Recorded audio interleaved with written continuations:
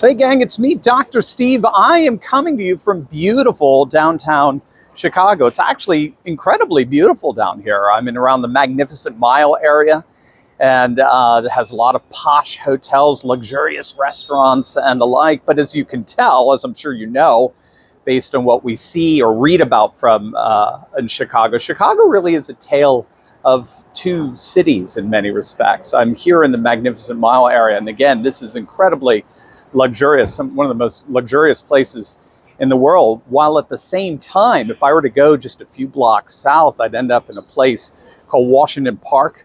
That's one of the most dangerous areas in the nation, if not the world. I think in many ways it makes Mogadishu look like a paradise by comparison.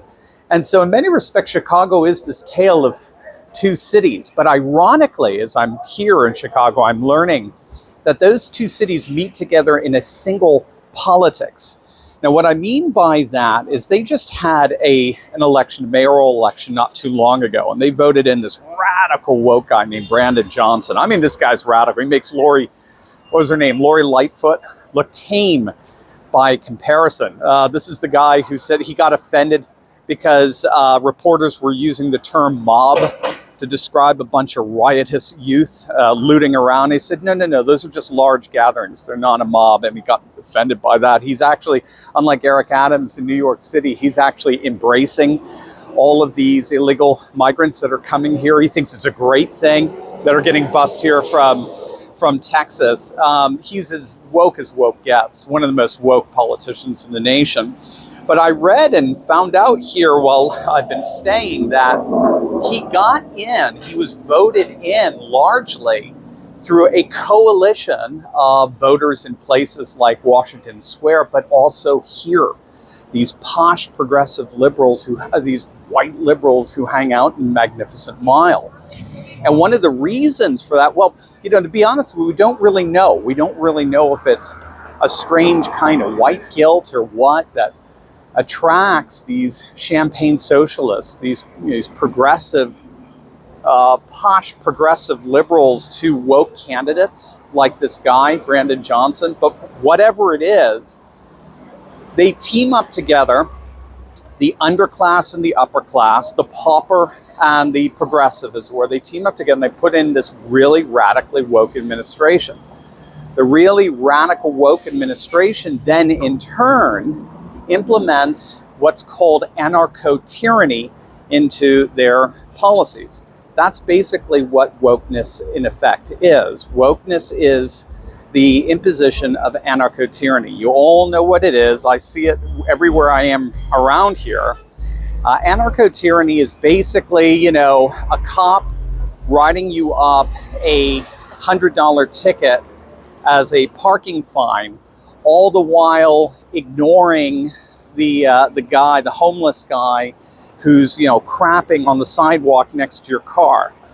This is what happens when you start to see criminals as victims and law-abiding citizens as the real criminals, because we're the ones who are supposedly supporting a system that inflicts racist practices upon people, and then they act out against those racist practices through criminality. So crime is now a cry for help.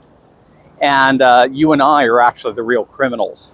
So this anarcho-tyranny is being implemented here in Chicago, ironically with the help of the posh progressive, the champagne socialists. And then what's happening now is businesses are leaving Chicago in record number.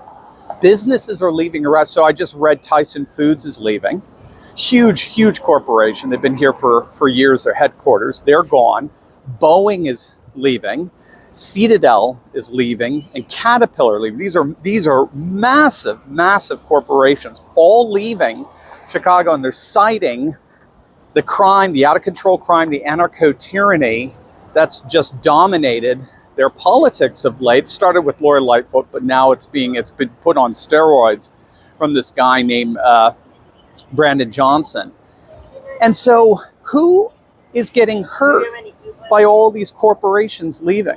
Who's ultimately getting hurt by that? Well, of course, it's the lower income worker, it's the mid-income worker, It's the working class. It's the people who would have benefited from the tens of thousands of jobs provided by companies like Tyson and Citadel and Caterpillar and Boeing and the like. Well, they're all gone now. So the irony is that these posh progressives, these champagne socialists, are actually implementing policies that are destroying the lives of the very people they claim to be helping. So the irony in all of this is that anarcho-tyranny ends up just destroying itself. It is an inherently destructive system. No way around it. And so my time in Chicago is teaching me here, this is not so much a place of a tale of two different cities. This is a place of failed politics. God bless.